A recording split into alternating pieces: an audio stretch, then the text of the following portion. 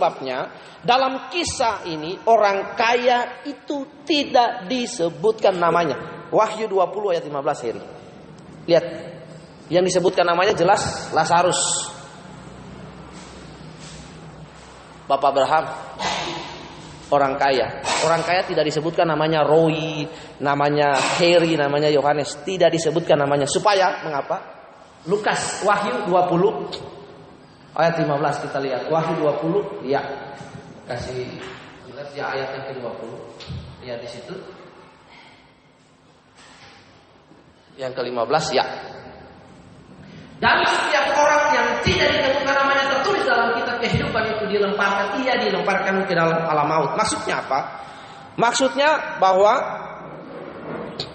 orang yang ditulis tidak tertulis namanya dilemparkan ke dalam alam maut. Tuhan Yesus hanya berkata ada orang kaya, tapi orang kaya itu nggak ada nama. Supaya sejajar. Jadi orang yang tidak ada nama ini nanti yang berlaku. Setiap orang yang tidak tertulis dalam nama kehidupan dilemparkan ke dalam perapian.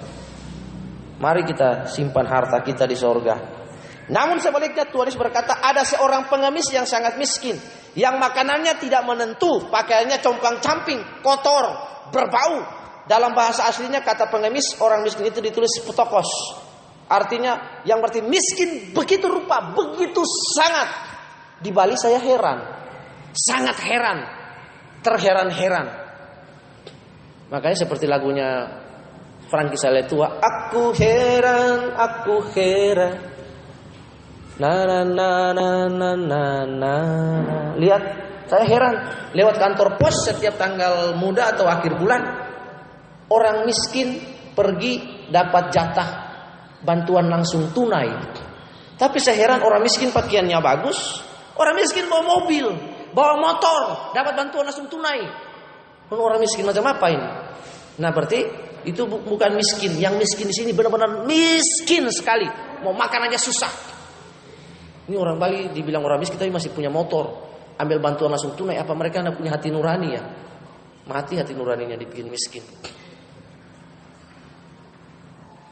Ada satu cerita di desa Bimbing Sari, ada cucunya dokter. Tapi ketika ada pengobatan gratis dia ikut pergi juga. Lucu.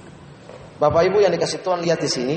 Dalam bahasa Yunani ada beberapa kata yang bisa diartikan miskin. Yang pertama ptokos, yang kedua penes, yang ketiga penikros, tetapi artinya sebetulnya agak beda. Kata penes dan penakros yang berarti juga miskin, tapi ini menunjuk kepada miskin yang masih mempunyai sedikit uang. Tetapi ptokos menunjuk kepada orang miskin yang sama sekali tidak mempunyai apa-apa, nothing, nothing tulus, tidak punya apa-apa dalam hidup ini. He have no everything dalam hidup, sangat tidak punya rumah atau tempat tinggal. Istilahnya orang udah tunawiswa, tinggal di bawah jembatan, kolong-kolong jembatan. Perbedaan ini ditunjukkan secara menyolok dalam cerita tentang seorang janda miskin. Perhatikan, yang memberikan uang kepada Tuhan. Kalau Bapak Ibu buka dalam Lukas 21 1-4, saudara akan baca kata miskin. Demikian juga dalam Lukas 23. Jadi digunakan kata ptokos, pengemis atau orang miskin dalam kita ke topik yang kedua ya, atau orang yang kedua. Tadi kita sudah lihat orang kaya, sekarang yang kedua. Orang kaya kedua, dalam kisah inilah orang yang kurang beruntung yang tidak dihiraukan orang, tetapi orang miskin itu disebut Yesus. Dan ada seorang pengemis yang bernama Lazarus. Lazarus berasal dari kata Ibrani El-Azar. El-Azar artinya God is my helper atau Allah penolong. Lazarus jelaslah orang beriman yang setia sampai mati dan menerima mahkota kehidupan yang dijanjikan Tuhan Yesus. Buka Heri, Wahyu pasal 2 ayat yang ke-10. Dan namanya pun tetap tertulis dalam kitab kehidupan, karena Tuhan Yesus juga berjanji barang siapa menang ia akan dikenakan pakaian putih. Aku tidak akan menghapus namanya dalam kitab kehidupan, melainkan aku akan mengaku namanya di hadapan Bapakku dan di hadapan para malaikat. Lazarus orang kurang beruntung di mata dunia, tapi di mata Tuhan dia adalah orang yang berhasil dan beruntung dalam kekekalan. Karena itu kita poin yang besar tadi saya bilang bahwa kondisi jasmani seseorang tidak menentukan kondisi rohaninya. Yang kita pikir, kalau dia orang miskin dia nggak percaya Allah, pasti dia nggak masuk surga. Siapa bilang? Ada orang kaya juga yang suka pergi beribadah tapi tidak masuk surga. Suatu saat Bapak Ibu, ada panitia Natal ingin mengucapkan terima kasih karena Natal sudah selesai. Lalu dibacakan, ada satu orang di gereja itu yang sumbang 100 juta. Tapi dia berkata, "Pak, saya tulus memberikan kepada Tuhan karena Tuhan mengasihi saya. Saya mohon dan sangat tidak mau nama saya disebutkan karena biarlah Tuhan yang tahu apa yang saya kasih." Dia ketemu Bapak Pendeta langsung dan dia bilang, Bapak Pendeta, "Baik, terima kasih bantuannya untuk perayaan Natal." Lalu ada satu orang di situ dia kasih cuma 10 juta. Tapi dia berkata, "Tolong setiap kali nanti pembubaran panitia, pembacaan biaya Natal dan sumbangsi donatur, tolong kasih tahu nama saya. Tolong dikasih tahu saya yang kasih 10 juta." Baik.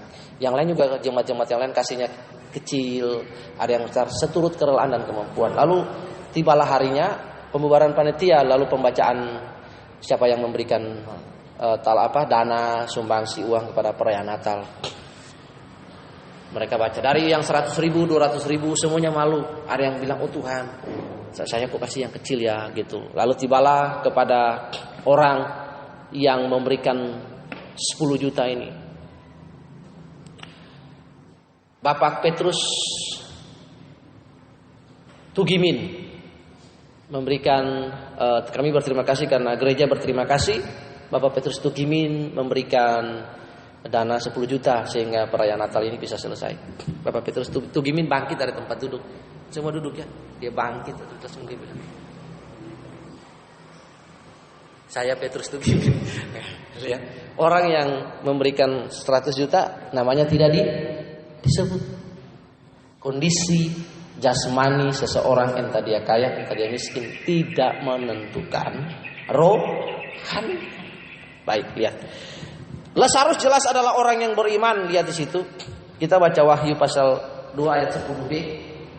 "Hendaklah engkau setia sampai mati dan aku akan mengaruniakan kepadamu mahkota kehidupan." Ada 5 mahkota. Mahkota kehidupan, mahkota martir, mahkota kesetiaan, mahkota penggembalaan dan lain sebagainya. Ini dia setia. Jadi kalau Bapak Ibu dan saya setia sampai mati, tidak menyangkal Tuhan. Setia bukan berarti ya, cuma Tuhan bilang setia. Entah dia mau kaya, entah dia mau miskin, dia setia sampai mati. Lihat, dia setia. Tuhan mengaruniakan mahkota kehidupan. Mahkota kehidupan dalam konteks Lukas 16 tadi adalah bertemu dengan Bapak Abraham. Dia masuk surga. Sekarang saya akan mengajukan pertanyaan kepada kita. Apakah sebenarnya orang kaya yang diceritakan dalam Injil ini tidak masuk dalam surga? Sedangkan Lazarus sangat menderita dan miskin mendapat tempat dalam kemuliaan Allah di surga.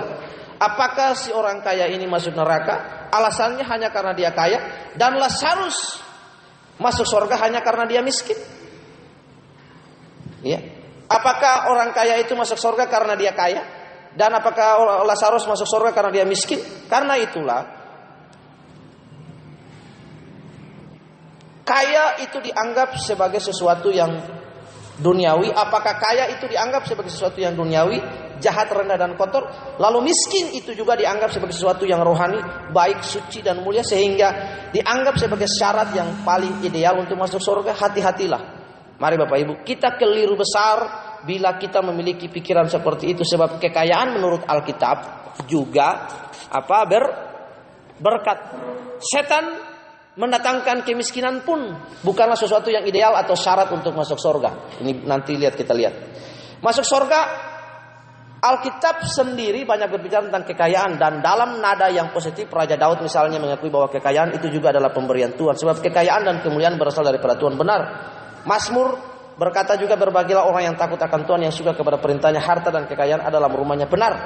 Menikmati kebahagiaan bersukacita dalam jerih payah itu juga kasih karunia Tuhan. Lalu kemiskinan, Alkitab sendiri tidak selalu berbicara dalam nada yang positif tentang kemiskinan. Misalnya Amsal 13 ayat 8. Nah, karena itu apabila kita memahami keterangan dari ayat-ayat di atas, jelaslah dari kita bahwa kemiskinan itu pun bukanlah jaminan untuk seseorang masuk surga, dan kekayaan bukanlah menjadi alasan untuk orang masuk neraka. Ini nih, pengertiannya jelas dulu.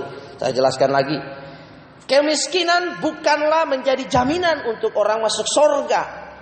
Karena ada orang miskin juga yang nggak percaya Tuhan, yang nggak takut Tuhan. Sudah miskin, sombong lagi, tidak mengenalkan Tuhan lagi. Nah itu dalam hidup. Supaya kita konteksnya benar, Bapak Ibu. Lihat di sini. Lalu kekayaan bukanlah menjadi alasan untuk orang masuk neraka. Ada orang kaya yang masuk surga. Contohnya siapa? Dalam Lukas 16 ayat 19 tadi, ayat yang ke-23, Bapak Abraham dia orang kaya. Dia masuk surga. Karena itulah tadi poin besar itu yang menjadi password kata kunci kita adalah keadaan jasmani seseorang tidak menentukan keadaan rohaninya. Jadi begini, Bapak Ibu, kemiskinan bukanlah jaminan untuk masuk surga dan kekayaan juga bukanlah menjadi alasan untuk masuk neraka. Artinya atau dengan kata lain, tidak semua orang kaya harus masuk neraka. Tidak semua orang kaya harus masuk neraka. Dan tidak semua orang miskin otomatis jadi penghuni surga. Kalau dia tidak mengerjakan keselamatan. Apa itu keselamatan? Upaya Allah atau usaha Allah mengembalikan manusia pada rancangan semula. Apa itu rancangan semula? Rancangan semula manusia memiliki hubungan yang intim dengan Tuhan, bergaul dengan Tuhan, menikmati keakraban dengan Tuhan. Tetapi Roma 3:23, manusia sudah jatuh ke dalam dosa, mata rantai hubungan komunikasi terputus. Allah ingin mengembalikan manusia pada posisi yang pertama. Itu Yesus datang untuk saudara dan saya. Kita menjadi serupa segambar dengan Dia. Karena tidak ada seorang pun datang kepada Bapa tanpa melalui Yesus. Karena itu kita harus jadi serupa, sempurna, teleios. Baru kita bisa masuk surga. Bapak Ibu yang dikasihi oleh Tuhan, tidak semua orang kaya harus masuk neraka dan tidak semua orang miskin otomatis jadi penghuni surga. Lalu sekarang di mana letak kesalahan si orang kaya dalam cerita ini yang kita baca? Si orang kaya ini masuk neraka bukan karena dia kaya. Ingat ya, tadi saya sudah bilang tadi ya, dia tidak menggunakan kekayaannya untuk berbuat baik. Balik lagi ke Lukas 16 ayat 19. Lukas 19 ayat 16. Jadi orang kaya, kalau kita baca cerita ini Bapak Ibu, pikiran kita nangkap, logika kita main bahwa orang kaya itu masuk neraka bukan karena dia super kaya, enggak. Tetapi kesalahannya ialah karena ia mengubah fungsi kekayaan itu sebagai alat, sebagai Tuhan, dan bukan tujuan. Nah, kalau kita kaya nih, punya segala sesuatu, lalu kita menggunakan kekayaan itu sebagai Tuhan, sebagai dewanya kita, ini Tuhan saya. Iya. Saya tidak mau menggunakan nama yayasan atau gereja untuk menjadikan Tuhan untuk menarik keuntungan. Enggak, berdosa di hadapan Tuhan. Anak-anak masih kecil dan lain sebagainya, kutuk ikut. Apalagi pelayanannya orang miskin, anak yatim. Amsal berkata mengambil hak anak yatim, orang miskin, 7 turunan itu kutuk kena malapetaka sampar ikut. Itu fakta. Bapak Ibu yang dikasih Tuhan, lihat. Jadi bukan orang kaya itu masuk neraka bukan karena kekayaan.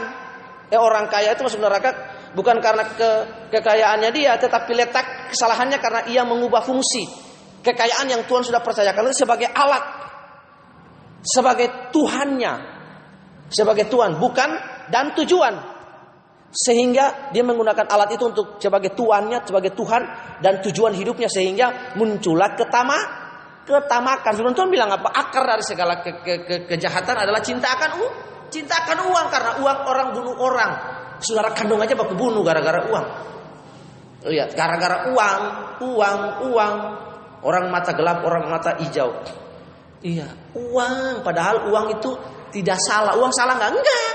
Yang salah adalah sikap hati kita terhadap uang. Karena bagi saya itu uang disimpan di dompet, supaya ketika ada dibutuh cepat cabut keluar, karena dekat cabut. Tapi kalau uang disimpan di hati lama keluar, alias kikir, bin pelit, bin culas, nggak boleh ada di sini. Bapak Ibu lihat, Bapak Ibu yang dikasih oleh Tuhan, karena itu Alkitab berkata akar segala kejahatan adalah tamak. Yang salah dari si orang kaya ini adalah oleh karena kekayaannya ia semakin mengarahkan dirinya bukan kepada sesama, bukan memberkati orang. Itu tadi malam tuh bagus orangnya. Coba kalau dia percaya Tuhan. Coba kalau dia sungguh-sungguh percaya Tuhan Yesus. Dia berbagi hidup. Dia bilang kami lagi buka usaha, kami ingat anak-anak. Nanti kami mau datang dengan rekan-rekan di sini tadi malam. Wis, Dalam hati saya dulu pikir, lalu saya merenungkan cerita ini tadi malam. Benar, karena kenapa?